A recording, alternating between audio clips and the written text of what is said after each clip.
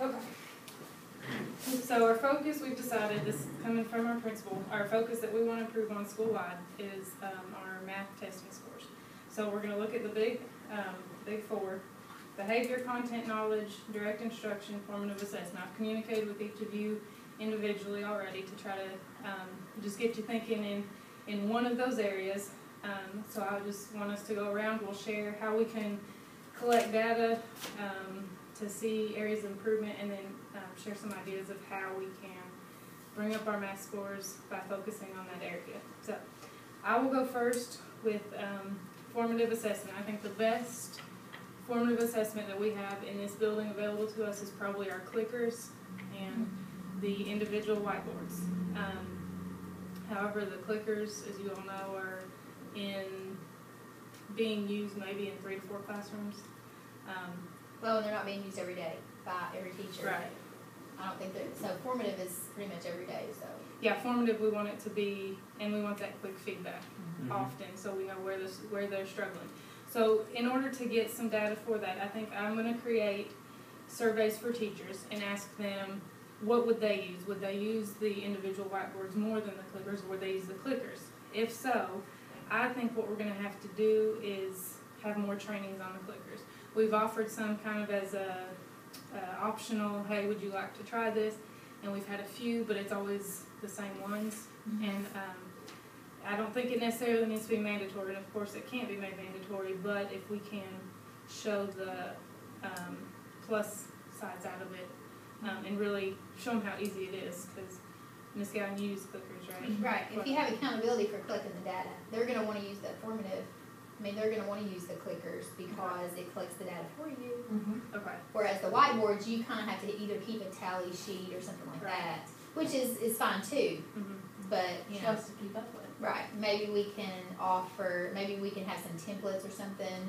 If they want to use the whiteboards, we can have a template so that they can at least be collecting some data, so they're not And maybe, just doing it for no reason. Right, and maybe provide some sort of binder, some sort of system to keep it in organized like we have for our Explore stuff. That way, then they have, and they're getting the daily feedback right then to know exactly what the students need assistance on. So, okay, so that is formative assessment. Anybody want to volunteer to go next? And well, you asked me to think about content knowledge of teachers, so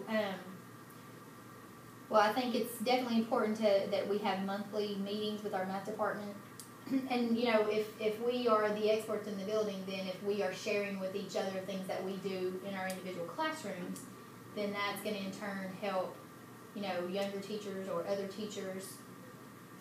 You know, they're going to get some ideas from what we're doing. So I think just being able to meet and share ideas for teaching the different content strands would help increase content knowledge, you know, across the board. But, you know, then again, that's having them meet after school or whatever, so maybe if we could, I mean, I don't know, we could look at seeing if we could get common planning times. We have common planning times for teams right now, so it's easy to do, like, you know, cross-curricular kinds of things. Right. But if the math teachers could meet, you know, then you could get some of that more, you know, horizontal stuff where 6th grade teachers can say, we're working on this and this is how this is building into 7th grade, and 7th grade teachers can then talk to 8th grade. And then, you know, you're able to maybe help each other, particularly with the new core content, because now there's concepts that they're teaching in 6th grade that used to be 8th grade content. Maybe these 6th grade teachers need a brush up. Okay. You know, and the 8th grade teachers could provide that, or they probably have resources that show how to teach that concept that now the 6th grade teachers need. Okay. So those kind of planning meetings would probably be good. My only question, how will you get that from the teachers as far as what do you think, how can we find out what they need? I mean, I just think because we do have math department meetings, they're not monthly, but we do have math department meetings. Okay. So if we just ask, because there's not that many of us, just ask at the meetings, what do you need? You know, what kinds of resources, what have you come across in teaching this content that, you know, where your resources are lacking, and then if we all kind of pooled our resources. Okay. But I think there's, you know, you wouldn't need to necessarily, because you're not doing, it's not for the entire school, so. Right. I mean, it's just those math teachers, so you could just ask them. And then I guess maybe as far as PD, trying to find maybe summer workshops or some things like that after we've collected data to see which strands or what areas our kids show the greatest deficiencies, then maybe, you know, choose a workshop where all the teachers can go that focuses on that particular concept, you know, if it's pre-algebra or whatever, Okay. and have us all go. So that would be. I think that sounds like a good start for content knowledge. Ms. Skylar, you want to go? You guys need to look into the direct instruction, and some ideas I have are that we need to find a way to get a smaller teacher-student ratio. Some example of that would be small group, rotations maybe. We need to look into how we can make that possible, because right now our numbers of teachers to students doesn't accommodate us in small groups all the time. Also, the main thing we need to remember is each student learns differently, so a variety of teaching strategies needs to be used in order to maximize each student's ability to learn. Sometimes I think that a teacher might focus on teaching one way, and that's not going to help everybody. You know, it's not going to hit those kids that maybe learn, maybe they're visual learners, maybe they're, you know, hands-on learners, and we need to make sure we're reaching every kid's needs. That's a good point. We need to, you know, again, get all the teachers together, get everybody's opinion. Maybe people can share their stories of what they found to work. Clearly, if you get a group of people together, somebody's going to have ideas, ways to make this work, and figure out with our numbers here at Foley how we can get it to work at Foley. I think our biggest struggle is going to be getting teachers to want to try new things. Yeah, it's a outside challenge. of their daily routine. How do you think we can make this look and sound inviting to our teachers? Any ideas? Well, maybe letting them observe another teacher that teaches that way. Yeah, we could have So a teacher volunteer. teacher Yeah. observations. Or maybe have, you know, like for example, if, you know, Miss Catlett's really good with manipulatives, then somebody covers a class for her one day and she comes in and does a little mini lesson using manipulatives in, say, my class, then I can actually see how it works without the pressure of trying to do it on my own the first time, Right. you know. So, You know, you wouldn't be as some nervous. flexibility like that, sure. If we couldn't find time for everybody to do it, we could pull up videos. There's videos all over, kind of like we did at our training. Even the two people who were talking at our training were showing videos of other people demonstrating, you know, how to make things work. What about videoing our own classes? We can do that. We can do that that way, because I think a lot of times we show videos and it's like, well, how can I use that? How can I apply that? So maybe if they see other people in the building with something working, so we might be able to do some of our own videos too. So, okay, I think that sounds really good. And Mr. Coffey, behavior. Well, as you know, we're in the process of implementing our school as a Renaissance school. So I think we need to go a step further than just focusing on grades for behavior strategies and office referrals. Some of the things I've come up with, you know, just looking at the avenue that we're going down, I think, you know, we need to come up with a program or a system for a homeroom teacher or a WOW teacher to monitor absenteeism,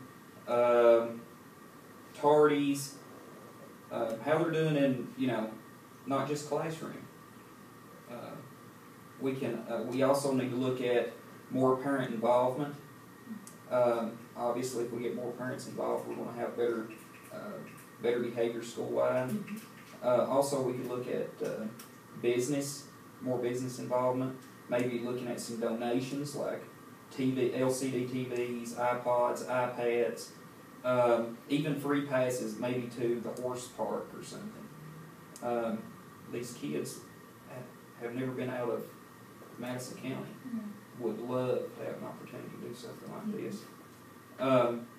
Basically, to give them some incentives for the behavior. Right. That, like, Absolutely. Because I think if our behavior improves, then Oh yeah, I'm they'll sure take in these, the information better.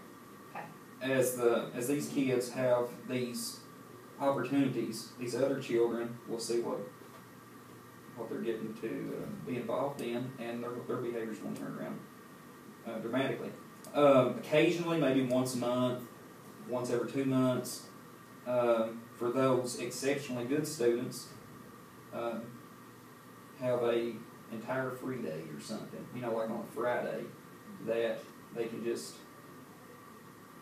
have their choice of having pizza or something in the gym going on, you know, just, but I don't think the hour in the afternoons of our current system, I don't think it's really working the best.